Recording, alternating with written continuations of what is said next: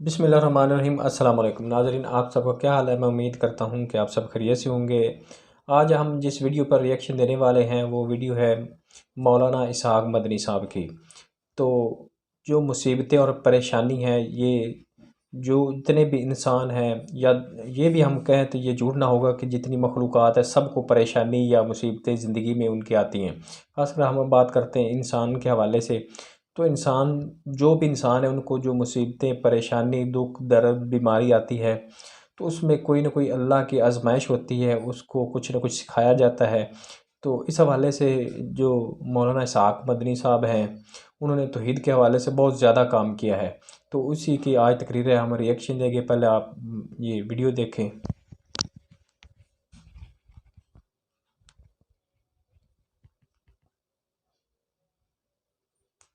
अब ये कुरान पाक ने कहा कि मैं यत्तक़िल्लाह यजअल लहू मख़रज। ज़िंदगी में उतार चढ़ाव आते हैं। आप समुंदर के किनारे पर जाएं, वहाँ मद्दोजदर है ना, कभी लहरें ऊपर आ जाती हैं, इसी तरह उतार चढ़ाव होगा, मद्दोजदर। कोई इस कायनात में ये मुतालबा करे ना कि हमवार ज़िंदगी गुजरे, बिल्कुल जाहिल और नादान है।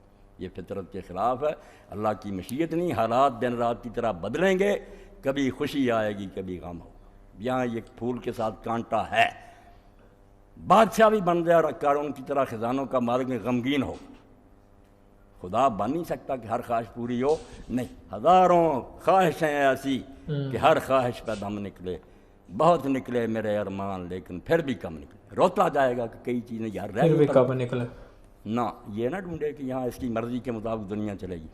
अल्लाह की मर्ज़ी के मुताबिक चल रही है। और वो जालिम नहीं, बेरहम नहीं कि मुसीबतों में डालता है। मुसीबतें आप जाने यकीनन वही काम करती हैं जो ये सोना को पिघलाते हैं, जिस कुठारी में वो करती, खोट अलग करती है, खाल सोना अलग करती है। वो जुल्म नहीं करती, जलाकर खोट को अलग करती है। मुसीबतें ना आए, इंसान की कमज़ोरियाँ दूर ही नहीं हो सकती। इसमें जो तकब्बुर है, बदमाश हर काम में हिकमत होती है। अल्लाह खल्क़े खुदा से जुल्म करता, सिर्फ मुसीबतें इसका सर झुकाती हैं कि कोई है सुपर पावर। अब कहाँ है तुम्हारा इक़्तिदार, वो तुम्हारी सिपाह कहाँ है, तुम्हारी हिफाजत करने वाली है ना कुछ ताकत। फ़िरौन को भी फिर डूबते हुए कहना पड़ता कि मैंने उस खुदा को मान लिया जिसके बारे में मूसा और हारून कहते थे कुरान में। अल्लाह ने कहा अब सारी उम्र बगावत, और अब डूबते वक्त तू कह रहा, मानना पड़ता। तो मुसीबत नुकसानदेह शायद नहीं, यकीन जाने जैसे हज़रत मुजद्दिद सानी रहमतुल्लाह अलैह जब नज़र बंद कर दिए गए और जहांगीर ने 10 साल उन्हें कैद रखा। हाँ, अकबर बदमाश ने दीन इलाही शुरू किया, जिसको अब अकबर दी ग्रेट कहते हैं। कह रहे वो दीन ठीक है, हिंदुओं के साथ भी प्यार मोहब्बत, हिंदू औरतें घर में ले आ जिन्होंने इस मुल्क में इस्लाम का सत्यानाश किया। अब भी उस मैडम को जिसको कहते हैं नूरजहां, उसकी पोती ने हिंदू से शादी कर, कई सैयदजादियों ने कर ली। ये रोशन ख्याली है। दीन कहता काफिर के साथ मुसलमान बच्ची का निकाह हो सकता नहीं, और मुसलमान बच्चा भी अगर ज़्यादा से ज़्यादा काफिर के साथ मुसलमान का निकाह नहीं, हिंदू बुद्धों के साथ नहीं कर सकते। क्योंकि यहाँ सिर्फ ये शादी को घर बसाने का मामला नहीं, दीन के आगे एक पाक नस्ल चलानी है। अपने बाद ऐसे आदमी छोड़ कर जाने हैं जो इस दीन के झंडे को उठाई रखें, बुनियाद। इसलिए यहाँ निकाह भी इबादत। तो रसूल करीम अलैहिस्सलाम ने दीन में हर शय ये बताई, अल्लाह को मानो, वो मुसीबतें भी नाज़िल करता, बिल्कुल वो हिकमत के साथ। उनमें बहुत फ़ायदे हैं।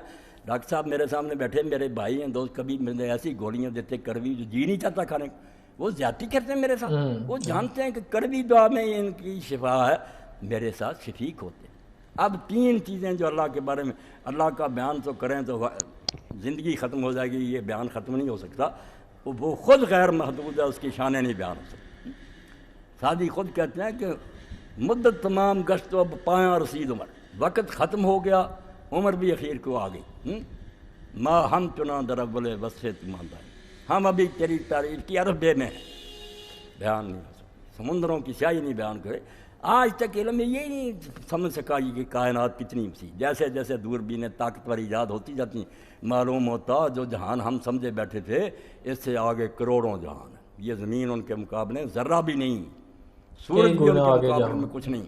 संभाले बैठा, चल रहे हैं, जहान चल रहा है। तो ऐसा खुदा, उसकी तारीफ़ ख़त्म हो सकती। मगर 3 चीज़ें ऐसी हैं जो समझ ले तो आप खुशी में हों या गम में, ये डिप्रेशन जिसका शिकार हैं, लोग मर रहे हैं, ये कहेंगे तदबीरों से ये हल हो जाए, सारी दुनिया मिलकर कॉन्फ्रेंसें कर ले और हुकूमतें स्कीमें बना दे। नहीं, ये अल्लाह ने कांटा रखा हुआ कि मखलूक को एहसास रहे कि हम उसके ग़ुलाम। मुसीबत नहीं ख़त्म हो, किसी ना किसी रंग में आए, جیسے جیسے یہ دوائیاں زیادہ ایجاد ہوئی بیماریاں بڑھ گئی، ایسی بیماریاں جن کا نام ہی نہیں کسی نے سنا تھا اور علاج ہی نہیں ہو رہا۔ ڈاکٹر صاحب نہیں کہتے یار بے بس ہو گئے، ہم اب اللہ سے دعا کرو۔ تو اللہ نے جو باتیں کہی ہیں ان میں سے 3 باتیں جو آج کی بات سے متعلق ہیں ذہن میں رکھیں۔ آپ شفا پا جائیں گے ڈپریشن سے، آپ وہ سدا بہار پھر گلاب ہو جائیں گے کہ کبھی نہیں کملائیں گے۔ پہاڑ بھی گریں گے نا آپ کا دل ہنستا خوش ہوں گے۔ بلکہ وہ مجدد صاحب کی بات میں کر رہا تھا، اکبر تو مر گیا اسی کا، مگر جہانگیر اسی راستے پر رہا۔ دربار میں سجدہ، ہندوؤں کو ساری اجازت، مسلمانوں پر قیامت آئی، کوئی بول نہیں رہا تھا۔ ایسا زمانہ آ جاتا نا کہ حکمران کسی کو چوں نہیں کرنے، سب بڑے بڑے علماء تھے، مشائخ تھے، ہندوستان بڑا بڑا تھا اولیاء سے، سب بس اپنے اللہ میں لگ گئے، کوئی نہیں بولتا۔ اگر اللہ اپنے دین کا محافظ ہے نا، سرہند جیسی گمنام بستی وہاں ایک درویش پیدا ہوا، احمد نامی، شیخ احمد سرہندی، جس کو ہم حضرت مجدد الف ثانی کہتے ہیں۔ حضور کے بعد جب 1000 سال گزر گیا تو دین پر قیامت آ گئی۔ اس وقت کھڑا کیا گیا کہ اب نبی کا زمانہ نہیں، رسول کی ضرورت ہے، بہت مگر رسول بن رہا ہے۔ ایک ایسا شخص کھڑا کیا گیا جو اب دوبارہ 1000 سال کے بعد دین کو زندہ کرے۔ اللہ نے اس کو ہمت دی، توفیق دی۔ وہ مغلیہ سلطنت جو کلکتہ سے پشاور تک بلکہ کابل تک، کون اس کا مقابلہ کر سکتا؟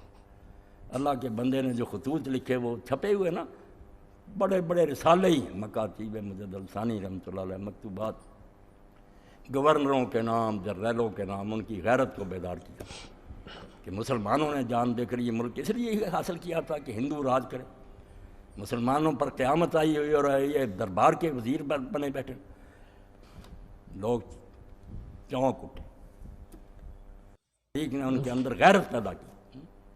اب ان کو جو بند کر دیا تھا لوگوں نے، جاسوسوں نے بتایا کہ ایک فقیر ہے جو لوگوں کو باغی بنا رہا، قید کر رہا، اپنے ساتھ جہاں لشکر اس کا جاتا ساتھ قید ان کو لیے پھرتا۔ 11 سال گزرے بے حضرت مجدد الثانی کے قید کاٹ، پھر گوالیار کے قلعہ میں نظر بند کر دیا، اپنی طرف سے یہی کہ بس ختم کر دیا، کوئی نہیں دین کا کام یہاں کر سکتا، مگر وہ لگے رہے۔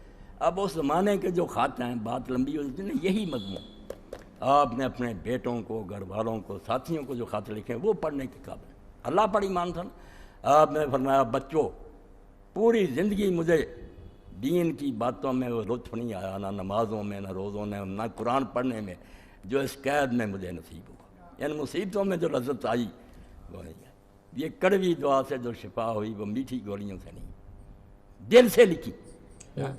اور پھر آپ دیکھتے ہیں نا، اپنے بیٹے کو لے کر یہ نالائق جو جاوید اقبال مجدد صاحب کی قبر پر گیا، علامہ اقبال، اور وہاں جو نظم لکھی ہے اس میں یہی کہا، حاضر ہوا میں شیخ مجدد کی لحد پر، وہ خاک جو ہے زیر زمین مطلع انوار۔ کہتا مٹی کی قبر نہ سمجھو، وہ زمین پر آسمان کے سورج کی طرح ایک روشن منار ہے۔ اس کی تاریخ بتاتی ہے کہ اللہ کے بندے جب کھڑے ہو جاتے ہیں پھر اللہ آپ ان کے ساتھ ہوتا۔ گردن نہ جھکی جس کی جہانگیر کے آگے، ہے جس کے نفس گرم سے گرمی ہے حرام۔ جب پکڑ کر منگوایا دربار میں جاسوسوں کے بتانے پر، پیشی ہوئی، آپ نے سجدہ نہیں کیا، السلام علیکم کا۔ اب وہاں تو یہ جرم تھا کہ بادشاہ کو السلام علیکم کا سجدے میں پڑھتے تھے، علماء تک نے کتاب میں لکھ دی کہ سجدہ۔ تو ناظرین آپ یہ سن رہے تھے مولانا اسحاق مدنی صاحب کو، تو بہت خوبصورت بیان کرتے ہیں۔ تو جس طرح وہ دیکھ سکتے ہیں کہ یہ زندگی ایک جیسی نہیں چل سکتی، جیسے سمندر کی لہریں نیچے اوپر ہوتی رہتی ہیں، اسی طرح زندگی میں بھی جو زندگی کی لہریں ہیں وہ بھی نیچے اوپر ہوتی رہتی ہے۔ زندگی میں انسان کو پریشانی، خوشی، غمی، یہ سب کچھ آتا ہے، تو یہ اللہ کی حکمت سے ہی ہے۔ نہ ہی ہم کسی کی پریشانی یا اس کی تکلیف کو کہہ سکتے ہیں کہ اس پر کوئی مصیبت آئی ہے، کیونکہ زیادہ تر لوگ جو دوسروں کی جو تکلیف ہے یا مصیبت ہے اس کو وہ کہتے ہیں کہ اس کا جو اس کی مثلاً کام ہے یا اسی کا اس پر پریشانی، جب اپنی باری آتی تو لوگ سمجھتے ہیں کہ یہ ہم پر آزمائش ہے، تو اپنے بارے میں اور رویہ رکھتے ہیں اور دوسروں کے بارے میں اور، تو ایسا نہیں ہونا چاہیے۔ یہ خوشی غمی یا ایسے جو معاملات ہوتے ہیں، جو کچھ لوگ آپ کو دکھتے ہیں کہ وہ بہت بڑے امیر ہیں، ان کی زندگی بڑی سکون والی ہے، تو ایسا نہیں ہوتا۔ جتنے زیادہ لوگ امیر یا اس طرح کے ہیں وہی زیادہ اس طرح نیند کی گولیاں یا کھا کر سوتے ہیں۔ غریب آدمی یا کوئی بھائی مقروض بھی ہو یا دیہڑی دار ہو تو وہ اس طرح نہیں، پھر بھی وہ میٹھی نیند سوتا ہے رات کو۔ تو یہ اللہ کا نظام ہے، ہر ایک کسی کو اپنا اپنا جو دیا ہوا ہے وہ اسی طرح ہی کرتا ہے۔ اللہ کی آزمائش ہوتی ہے، جو بھی حالت ہو اللہ کا شکر ادا کرنا چاہیے، اور زندگی میں جو بھی آپ کو ملتا ہے اس پر خوش ہونا چاہیے۔ جو چیز آپ سے چلی جاتی ہے اس پر بھی آپ صبر کریں، جس طرح کہ قرآن و حدیث میں ہے۔ تو آپ جس طرح آپ نبی کریم صلی اللہ علیہ وسلم نے زندگی گزاری ہے، اور ہمیں بھی ان کی جو اطاعت کرنی چاہیے، اس سے کم و بیش اپنے جو ذاتی مفاد کے لیے دین میں کمی بیشی اس طرح کا نہیں سوچنا چاہیے۔ تو اس حوالے سے جو مولانا اسحاق مدنی صاحب نے بیان فرمایا آپ نے سنا ہے، بہت اچھا انہوں نے تقریر اور بیان کی ہے۔ تو میں امید کرتا ہوں کہ یہ ویڈیو آپ کو پسند آئے گی۔ تو آج کے لیے اللہ حافظ۔